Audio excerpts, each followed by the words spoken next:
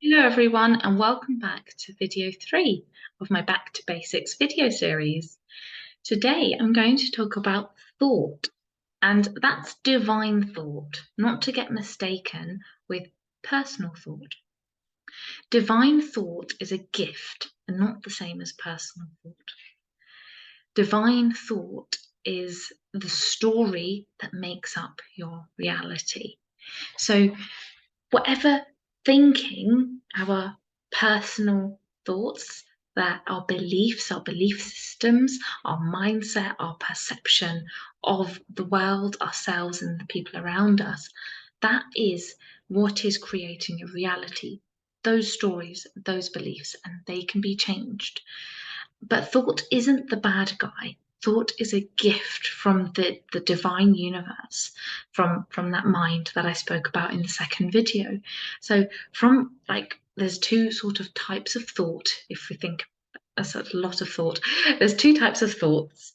There's divine thought, universal thought with a capital T, and then there's personal thought, and the stories that make up our reality with a lowercase t. So if we think about it like that, Michael Neal talks about it like that, capital T and lowercase t, and it really does paint a picture. So if we think when I'm talking about universal or divine thought, that's a thought with a capital T, and that is a gift. It's a gift from the universe that we get to think. We are thinking creatures, and we get to create our reality. We get to make things like laptops and glasses and earrings and phones and businesses and children. As human beings, we can make other human beings. Isn't that just mind-blowingly awesome? And of course that bit isn't something we thought of, it's just something that is part of universal mind. So with the universal thought, given that it's a gift um, from the divine mind, from the divine universe, we can use this gift to harm us or to benefit us. So, in a way where it's harmed us, where the majority of the population tends to do, is we get a thought and we believe it to be true. I'm an anxious person. So you go throughout your life feeling as if you're an anxious person, believing that you're an anxious person. You go into situations, circumstances, you meet people, and you feel anxious because you're living from the state of mind, from the belief, the belief that you are an anxious person. Or you could go through your life feeling that you are a secure and calm and peaceful person. And so you will go through your life feeling peaceful. You will meet people and you will feel at peace. You will go through circumstances, experiences will happen, things will happen in your life, but you will feel what you're thinking, you will feel what you believe, you will feel that peace that you're believing. So that is, in a nutshell, what this universal thought is. And so we feel what we think 100% of the time. There is never a situation, a circumstance, a scenario where we can feel something, good, bad, or indifferent, without it being a direct impact of the thinking we're having. Even if you don't know the details, it is always the thinking, the state of mind, the stories that you're believing.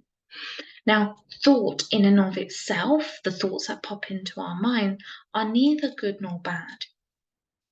We, as a human being, from our personal mind, our personal thinking, we we define it as good, bad. We give it we take away its neutrality and we give it a thing. We make it a good or bad, a plus or minus. And so from knowing that, from that awareness, we can change our reality. We cannot change our thinking because that is something that is a gift that is given to us. Whatever thoughts that pop into our heads and the thoughts that come in may or may not serve us. So we use these thoughts as a guide. Is this going to serve us? Is this helpful to me or not? And if it's not, simply ignore it or let it go or drop it away, because it isn't going to, I'm an anxious person, isn't going to serve you. But Maybe a thought of, "Oh, I shouldn't cross the road here, I should cross it at the traffic lights."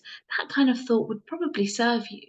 So it can kind of feel similar in the sense of anxiety or fear, but one will serve and one will not. And only you will know which one is serving you from your experiences, from what your reality is showing you. Are you enjoying your life? Is your reality the way you want it to be? Or are there lots of things in your reality that you want to change, that you want different? Well, it starts from this magical place of thought. So, thank you for listening, and I hope that has broadened your understanding on what it is that I am talking about and what it is I am sharing.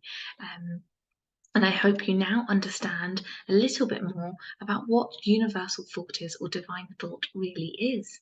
So I hope you have a beautiful day, and I'll see you in my next video on divine consciousness.